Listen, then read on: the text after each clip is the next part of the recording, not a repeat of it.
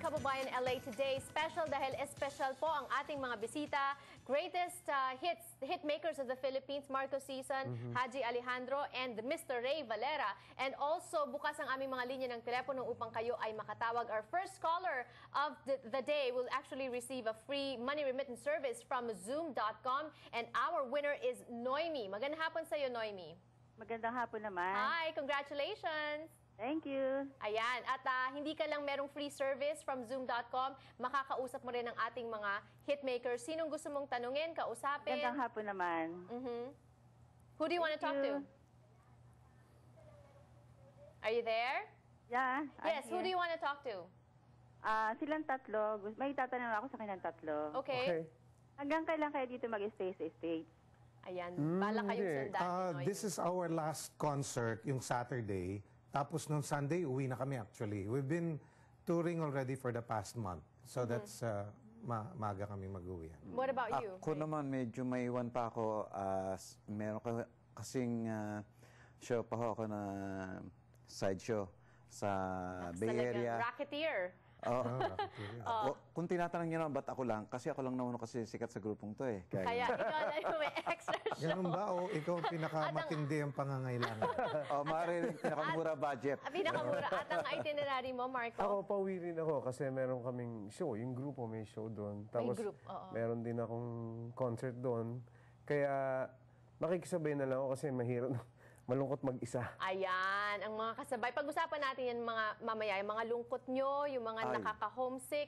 But first, let's take this phone call from Sonia. Hi, Sonia. Hi. Yes, go ahead. Good afternoon.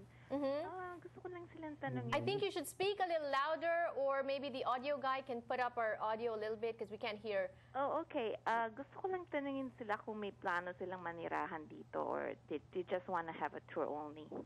Okay, planong manirahan dito sa America. Let's start with Marco because you intended to stay here for good, which is not happening. Which is not happening. Yes. Kasi nga, hindi naman dito yung source of exposure ko. Tsaka, ayoko naman pag-iwanan nitong mga grupo na to. Kaya, pauwi-uwi ako actually.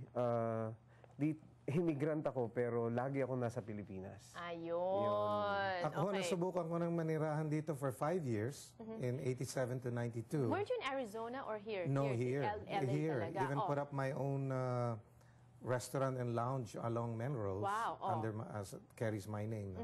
5 years ako dito. And, well, sabi nga, like the old cliche goes, no place like home. No place Ako like naman,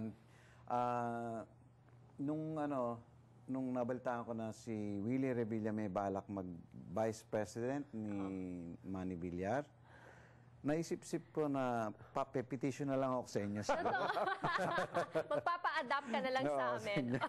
Alright, that's our phone lines on the screen. That's a phone number on the screen. Open po ang aming mga phone lines ngayong hapon upang makausap niyo sila. Imelda is our next caller. Hi, Imelda. Hello. Yes, go ahead. Hi, magandang hapon sa inyo. At napanood ko na rin ng hitmakers na silang lahat. At talaga namang nakakabata.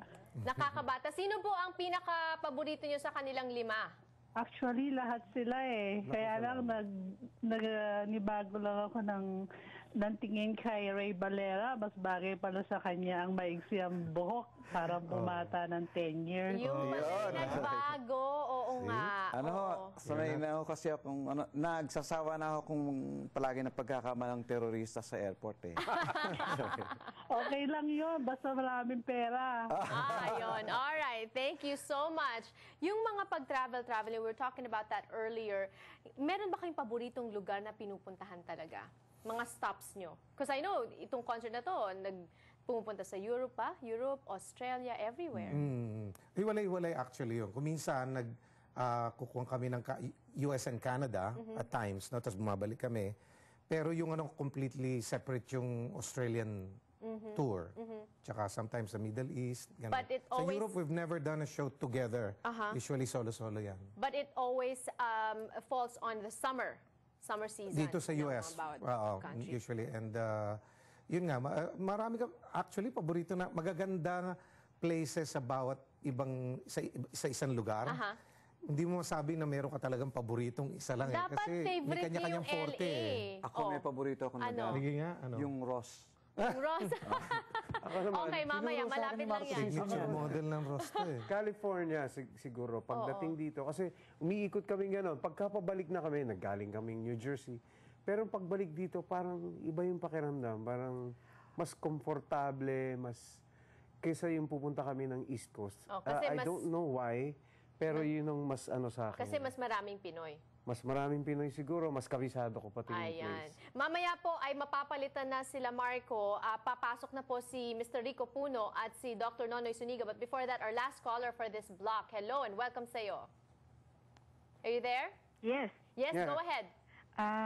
Sa kanilang tatlo, are they married? Do they have children? Are they married? Do they have kids? Okay, simulan natin kay Ray. Ako, Yung totoo lang meron, ha? Yung totoo meron lang akong 4 na anak. Tumutugtugo sila ngayon kasama ko sa Pilipinas ting nagpe-perform ako doon. 3 babae, 1 lalaki. Pinagmamalaki ko na isa lang ho nanay nun.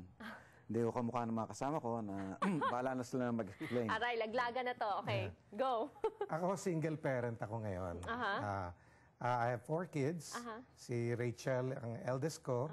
And then, ang youngest ko is 16 years old. So I have 3 girls and 1 boy. My only son is Ali. He's also a musician Oh, back yes, home. I think I met him. And Marco, very quickly. Ako rin, 4 boys naman ako. Oo. 4 lahat boys. lalaki. Lahat Lahat lalaki. lalaki. Wala Isa lang akong- din ang mami. isa Okay. lang. Alright. Ba't parang ayaw niyong aminin? Alright. Thank you so much. And we are gonna be catching you on Saturday. May concert po sila, but hindi pa po tayo tapos when we return. Nako, Dr. Nonoy Zuniga and Mr. Rico J. Puno. Don't go away.